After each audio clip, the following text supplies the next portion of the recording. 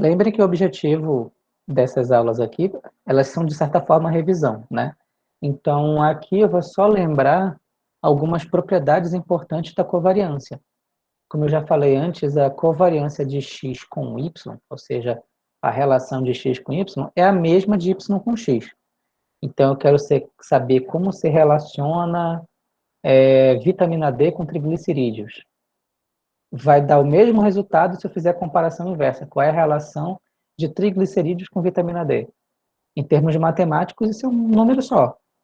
Não, na verdade são dois números, só que eles são sempre iguais.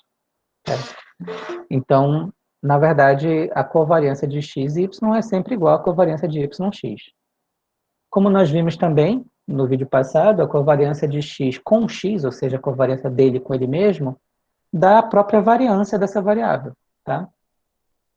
Uma coisa que vocês podem também demonstrar é a covariância da minha primeira variável aleatória x, multiplicada por uma constante k, com uma variável y, é a mesma coisa que passar essa constante para fora da covariância. Isso aqui é uma propriedade muito útil. Ela é bem fácil de demonstrar. Para demonstrar, basicamente, você tem que pegar a definição de covariância e botar um k multiplicando pela variável aleatória. Aí você faz as contas lá, vai chegar nisso aqui. Tá? A covariância de x e a segunda variável aleatória é uma soma de variáveis aleatórias, y com z. Isso aqui também é muito útil. Especialmente lá em séries temporais vai ser muito útil essa propriedade aqui. Isso aqui é a covariância de x com y mais a covariância de x com z. Tá, então, essa é uma propriedade bastante útil. A gente vai ver mais para frente. Outra coisa importante sobre covariância é sobre caracterizar um vetor inteiro. Lembra que eu falei que a covariância, até pelas propriedades deu para a gente ver isso, a covariância, ela me permite analisar o grau de relação entre uma variável e outra, ou seja, ela só me permite enxergar duas variáveis por vez. Só que o meu vetor tem n variáveis, pode ser 10, por exemplo. Eu não posso usar a covariância para ver a relação das 10 de uma vez só, né? Ao menos não com esse índice muito simples. Eu vou ter técnicas que fazem isso. Normalmente eu elejo uma principal, como vocês veem lá em análise multivariada. Então, se eu quero analisar as relações entre todas as variáveis, o que eu preciso montar é a chamada matriz de covariância. A matriz de covariância, ela basicamente ela pega 2 a 2 as variáveis aleatórias, ela pega em pares, e ela vai vendo a covariância entre uma e outra. A covariância de x1 com x2, de x1 com x3, e assim vai, x2 com x3, x2 com x4, e assim vai. Tá? Então, essa matriz normalmente é uma matriz quadrada, porque ela vai dar n por n, né? Eu vou comparar todas com todas. Então, normalmente vai me dar um diagrama como esse aqui. Então, eu chamei de lambda a minha matriz de covariância, isso aqui é um lambda. É bom que com o tempo vocês vão memorizando as letras gregas, daqui a pouco está até lendo em grego. Isso aqui é uma matriz de covariância, e é basicamente assim, ó.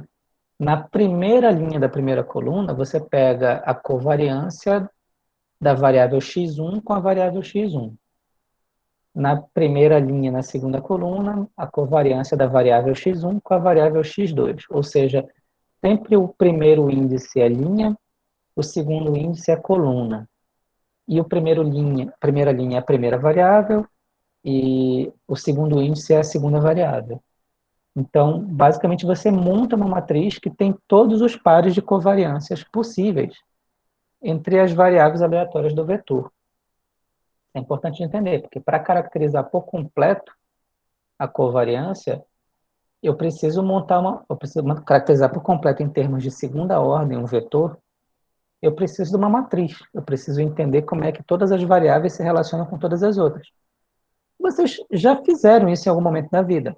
Vocês pegam, sei lá, um vetor com variáveis de sei lá, alguma coisa que vocês estão analisando, vocês montam a matriz de covariância. Na verdade, de correlação é bem melhor, como a gente vai ver daqui mais para frente. Tá? Lembrando que essa diagonal principal aqui, ela é especial, olha. A minha covariância da variável 1 com a variável 1 é a variância dessa variável. Então, eu posso mudar a minha matriz de covariância para uma maneira um pouco mais simples, onde a minha diagonal principal Elas são as variâncias das minhas variáveis aleatórias. Isso aqui é muito útil de saber. Agora, o que é interessante? A matriz de covariância, ela me ajuda a caracterizar a variabilidade de uma variável aleatória. Mas isso é muito parecido com a variância, por exemplo. Por exemplo, você calculou a variância do nível de acerto de construção de ponte. Aí lá no resultado da variância deu 85. O que significa 85? Esse que é o problema da variância. Se você quer analisar o número em si, ele vai dizer muito pouco para você. Você tem que ter uma boa experiência com aquilo. No geral, a gente usa variância quando a gente quer comparar duas variáveis. Aí, beleza. Olha, essa variável está variando mais que a outra. Aí, porque essa aqui é maior, essa aqui é menor. No geral, o número em si não significa muita coisa. No geral, a diferença aqui é comparar uma com outra. Então, eu quero comparar dois vetores, aí eu monto as matrizes de cada um e dá para comparar. Mas o número gera essa dificuldade. Quando eu tenho uma variável aleatória e eu quero analisar o número, em geral, é mais interessante pegar o desvio padrão do que a variância, porque o desvio padrão ele tem uma relação com a unidade em que eu estou trabalhando. Então, ele é um número que faz um pouco mais de sentido. A variância ela é melhor porque ela é sempre positiva e ela permite bem que eu compare duas variáveis. Mas para analisar o número, não. A mesma coisa acontece com covariância. A covariância ela é que nem a variância. Ela, tipo, por isso que eu não dei um exemplo em particular para ver os números aqui, porque não significa muito. Ah, professor, então quando dá mais de 20 é porque está ruim. Não sei. Depende da grandeza, certo? Então, qual é a solução para eu tentar fazer uma análise que me diga algo sobre a variável sem que eu precise ficar comparando com outros vetores? É aí que surge uma outra grandeza que tem o mesmo significado com a variância, só que ela é mais normalizada. Esse aí é o coeficiente de correlação, que às vezes é chamado só de correlação, tá? Mas o nome completo dele é coeficiente de correlação. Mas no dia a dia, na prática, a gente chama só de correlação mesmo. O que é a correlação? É a mesma coisa que a covariância. É exatamente a mesma coisa. A única diferença é que ele é normalizado. Então, tenta imaginar o coeficiente de correlação como uma covariância normalizada. Olha só para a definição aqui. O coeficiente de correlação a gente já representa por um ρ, aqui é a letra ρ. Apesar de parecer um P, seria o equivalente ao nosso R hoje em dia. Seria a correlação da variável x1 com a variável x2. Uma forma mais simples de representar é assim, ó, ρ x1, x2. Claro que eu poderia chamar só de ρ1, 2, né? Depois até me arrependi, porque a gente vai falar de autocorrelação lá para frente, e lá vai ter que ser só o 1 e o 2 mesmo. Mas, enfim, spoiler. O que é a coeficiente de correlação? É a covariância dessas duas variáveis dividido pelo desvio padrão, pelo produto dos desvios padrões de cada uma delas.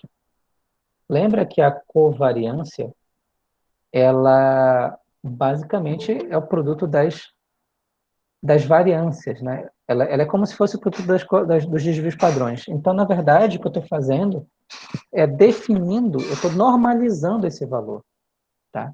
Então, se eu olho para cá, eu já consigo enxergar qual é o caso que vai dar o maior valor possível aqui. Qual é o caso que isso acontece? Quando eu relaciono x1 com x1 mesmo. Porque aí essa covariância de x1 com x2 viraria variância. E aqui embaixo viraria variância.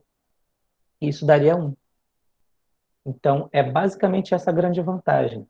E se eu analisar x1 com x1, tudo vira variância e dá 1.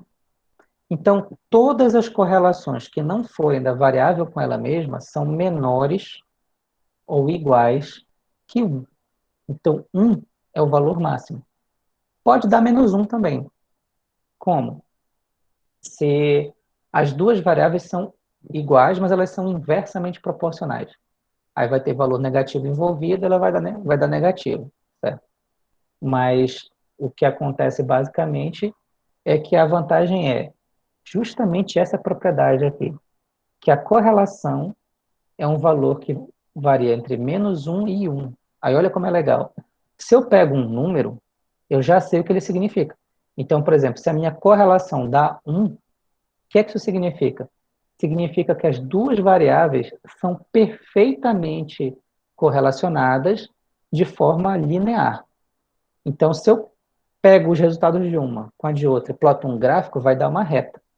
Então, isso nem é uma variável aleatória, porque ela não varia, certo? Vai dar uma reta certinho. Quer dizer, até podem ser variáveis aleatórias, mas a relação entre elas é uma função linear. Elas são perfeitamente lineares. Quando uma cresce, a outra cresce também. O que significa dar menos 1?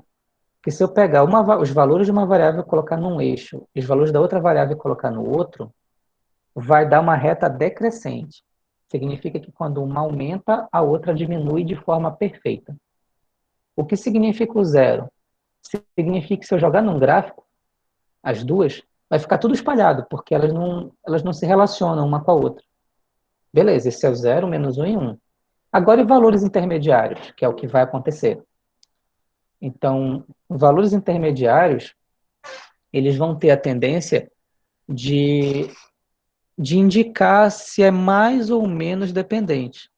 Então, por exemplo, se deu 0,8, opa, então elas têm um grande índice de correlação. Olha, se deu acima de 0,9, é que elas são muito correlacionadas.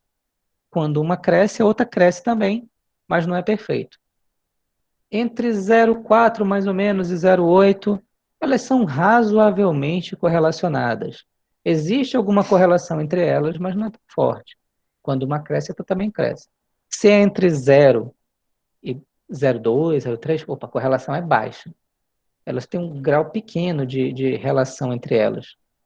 E pega essa mesma relação que eu fiz para o negativo, certo? A diferença é que no negativo, elas são inversamente proporcionais. Elas passam a ser, na verdade, quando uma cresce, a outra diminui, só que varia basicamente a intensidade. Então, isso é muito útil. Por isso que acaba que em muitas análises a gente usa muito mais o coeficiente de correlação, porque ele é um valor que em si significa alguma coisa. E se eu quiser caracterizar um vetor, é a mesma coisa que com covariância. Eu vou montar uma matriz de correlação, tá? Que segue a mesma lógica que nós falamos para covariância. E lembra que a diagonal é especial, porque quando eu pego uma variável com ela mesma, no caso da correlação, isso me dá 1. Então, a diagonal principal é 1. Uma coisa que é interessante de ver é que se essas variáveis são independentes, então esses carinhas todinhas aqui vão dar 0 e só a diagonal principal vai dar 1. Na covariância também seria. Outra coisa que é importante dizer, que tanto a matriz de covariância quanto a de correlação, elas são simétricas. Significa que o que acontece nesse triângulo inferior é refletido no triângulo superior, porque, olha, ρ2,1 e ρ1,2 são iguais. ρ1,3 e ρ3,1 são iguais. ρ3,2 e ρ2,3 são iguais. Então, elas são simétricas. Se você calculou de baixo, não precisa nem calcular de cima, porque dá os mesmos valores. Tá? Então, olha como é interessante ter essa propriedade. A seguir, a gente vai falar das distribuições. Até agora eu falei das caracterizações secundárias, mas a gente entende melhor elas. Na sequência, a gente vai falar de distribuições.